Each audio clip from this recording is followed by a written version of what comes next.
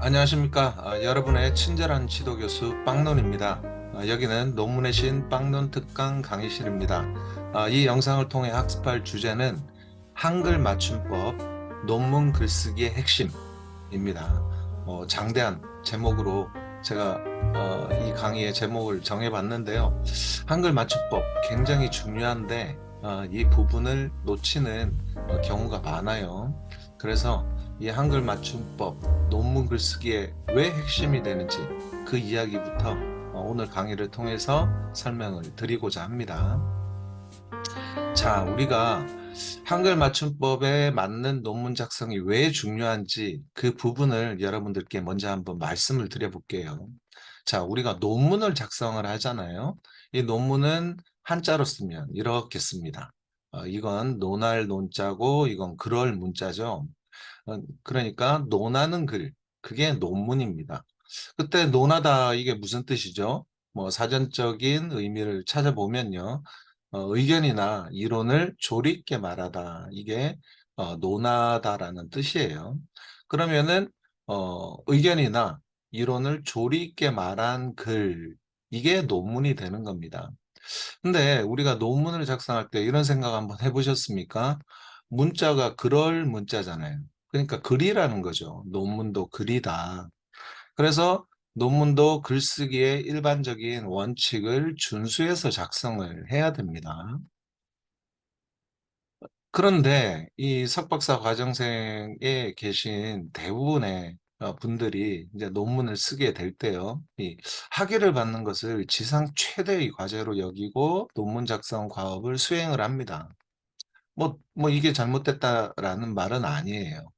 그런데 이런 부분도 생각을 해야 되는 겁니다. 잠재적인 독자를 생각을 하면서 논문 작성 과업을 수행할 필요성이 존재한다.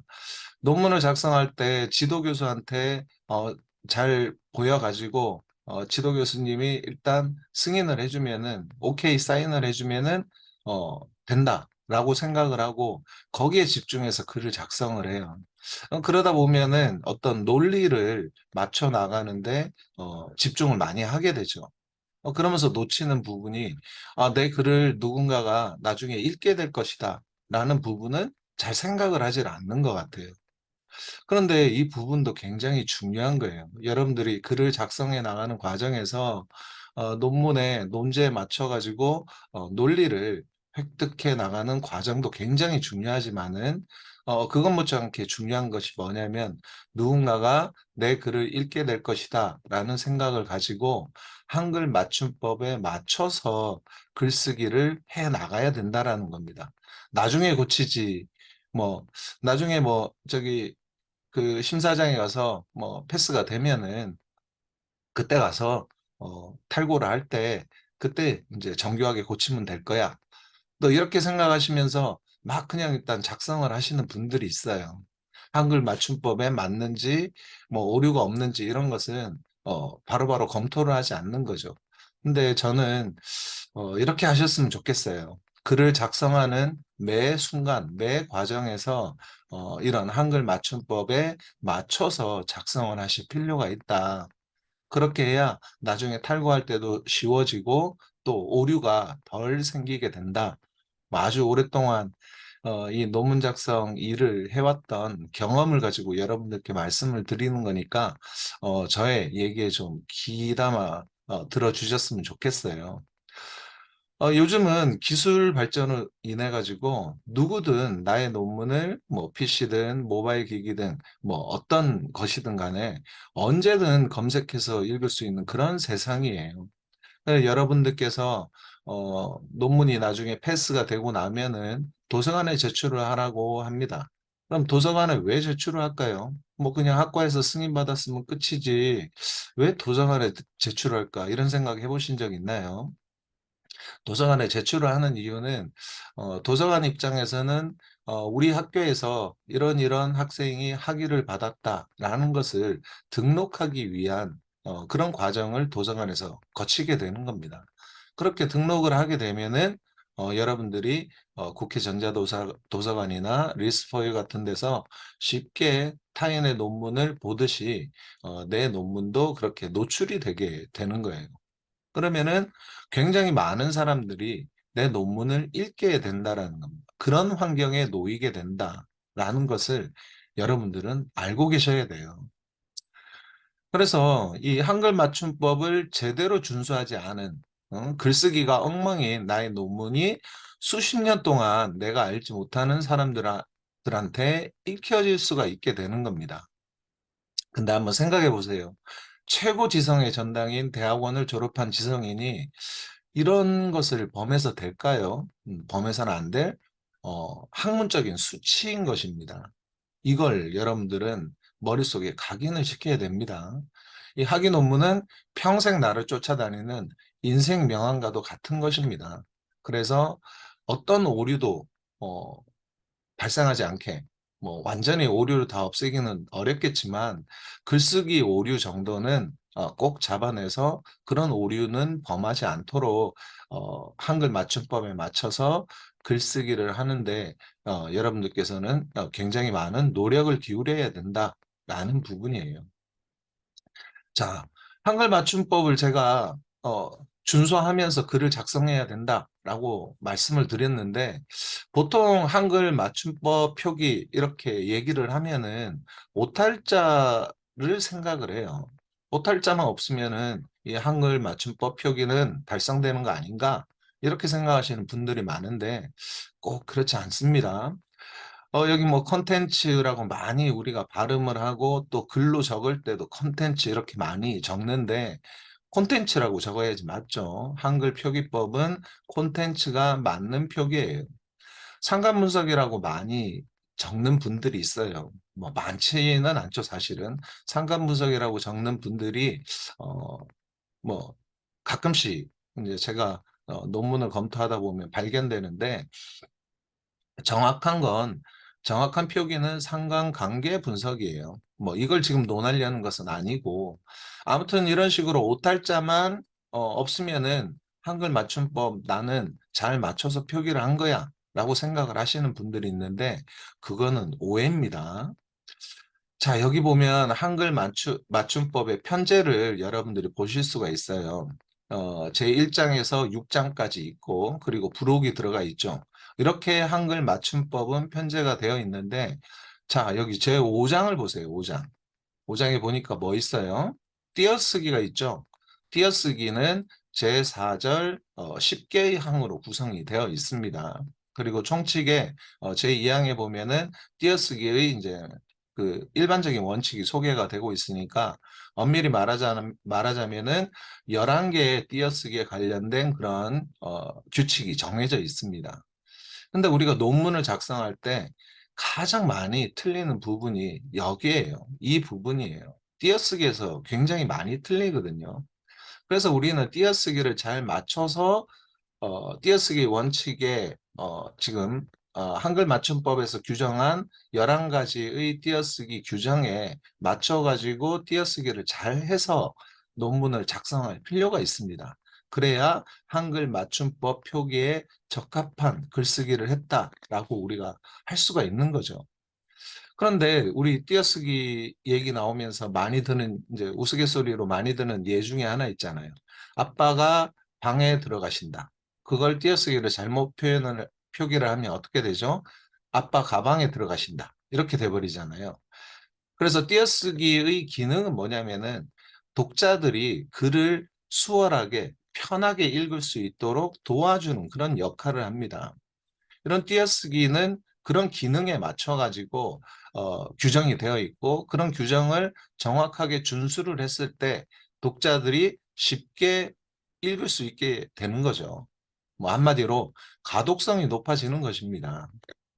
그런데 이런 띄어쓰기를 잘 해야 될 필요가 있는데 그래야 한글 맞춤법도 이제 잘 맞춰 가지고 글을 잘 작성했다라고 그렇게 이제 평가를 받을 수가 있는데 띄어쓰기를 학습하는 데 있어서 문제점이 있어요. 어떤 문제점이 있냐? 이 띄어쓰기 규정은 다양한 예외 규정이 존재를 합니다. 아주 복잡다단한 그런 느낌이 든다라는 거죠. 그래서 띄어쓰기 규정을 단순히 외우는 것으로 제가 아까 말씀드린 한글 맞춤법에 나오는 띄어쓰기 규정은 총 11개 조항이 있는데 그 조항을 단순히 외우는 것만으로는 해결이 곤란하다라는 겁니다. 굉장히 많은 다양한 용법들이 존재하기 때문에 그렇습니다. 그래서 며칠이나 몇 달 만에 모두 익히는 것은 사실상 불가능하다. 음, 그러면은 저한테 이런 얘기를 또 질문을 하실 수가 있겠죠. 아니, 빵농 교수님, 며칠 몇 달 만에 익히는 것이 불가능한데 그런 걸 강의를 통해 가지고 그럼 학습할 수 있을까요? 빵동 교수님은 왜 이런 강의를 지금 제작해서 저희들한테 보여주는 거죠? 이렇게 생각할 수 있겠죠. 근데 며칠 몇 달 만에 모두 익히는 것이 사실상 불가능하고 그래서 제가 여러분들께 이렇게 강의를 통해서 알려드리는 내용만으로도 사실은 부족해요. 하지만은 조금이나마 빨리 이 띄어쓰기가 뭐 어떻게 이루어지는지 그 부분을 조금이나마 빨리 학습할 수 있는 그런 이제 지름길을 알려드릴 수는 있거든요. 그래서 제가 이 강의를 이제 뭐 기획을 하게 됐습니다. 아무튼 띄어쓰기 학습은 이런 굉장히 많은 문제점이 있는데 그런 것을 해결할 수 있는 방법은 이 두 가지밖에 없어요. 첫째, 꾸준한 학습이 필요하다라는 겁니다. 제가 매번 강조드리는 내용이에요. 준비가 잘 되어 있어야 논문도 질 높게 작성을 할 수가 있습니다. 논리성만 갖고 있다고 내 논제를 해결하는 그런 과정만 잘 표현되어 있다고 논문의 질이 높아지는 것은 아니다. 그것은 가장 기본적으로 갖춰야 될 논문의 요소인 것이고 그 다음엔 부수적인 요소들도 갖춰야 될 것들이 여러 가지가 있다라는 겁니다. 그 중에 하나가 한글 맞춤법이기도 하고요.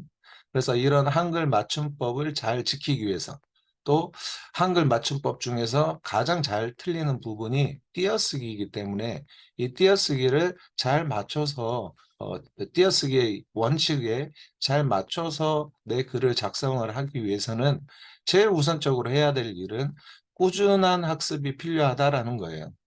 반복적인 독서와 반복적인 글쓰기를 계속해서 하다가 이게 어느 정도 트레이닝이 됐을 때 논문을 작성하게 되면 그 논문을 질 높게 잘 작성할 수 있다라는 거예요.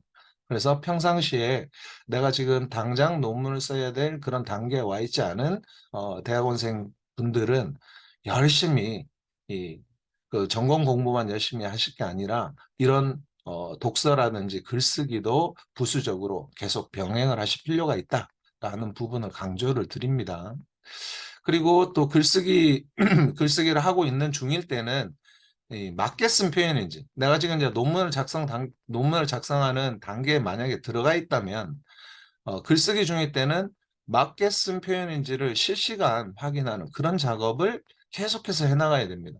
습관을 이렇게 들이는 것이 굉장히 중요하다.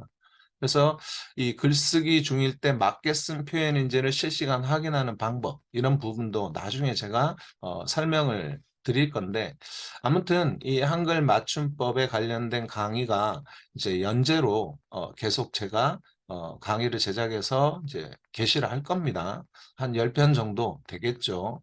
그리고 그 10편 정도에 되는 강의물을 여러분들이 심도 있게 학습을 하시게 되면요. 반복적으로 계속 들으면서 학습을 하시게 되면은 띄어쓰기에서 어느 정도는 자유롭게 될 수 있는 상황까지 가게 될 겁니다. 글을 잘 쓰기 위한 역량을 갖춰야 논문도 잘 작성할 수가 있습니다. 그런 역량을 갖추는 과정에서 한글 맞춤법도 잊지 말아야 될 것이고 또 한글 맞춤법 중에서 오탈자 부분에서 문제가 생기는 경우는 별로 없어요. 그런 부분은 뭐 자주 틀리는 뭐 오해를 해서 자주 틀리는 그런 오탈자들이 가끔 있기는 있는데 그런 부분만 집중해서 어, 뭐 학습을 하거나 유념해서 글쓰기를 한다면 오탈자 때문에 뭐 이제 한글 맞춤법 표기에 어긋나는 표현을 자주 썼다라는 그런 이제 평가를 받지는 않는데 띄어쓰기는 잘못할 가능성이 굉장히 많다라는 거예요. 그리고 너무나 많이 발견되고 띄어쓰기가 완벽하게 잘 된 그런 논문을 저는 거의 본 적이 없어요. 그래서 오랫동안 공부하신 그런 교수님들 뭐 또 저명한 학자분들이 있죠. 연구원분들이나. 그런 분들이 글쓰기를 할 때도 자주 틀리는 것 중에 하나가 띄어쓰기다. 여러분들은 그런 띄어쓰기 틀리지 않고 잘 하셨으면 좋겠어요. 이제 그런 의미에서 이 강의를 제작을 했으니까 계속해서 제가 연재를 해서 게시를 할 테니까 하나도 빠짐없이 강의를 열심히 봐 주시면 좋겠습니다. 그러면은 띄어쓰기 조금 자신 있게 글쓰기를 하실 수 있을 겁니다. 자, 오늘의 강의는 여기서 마치겠습니다.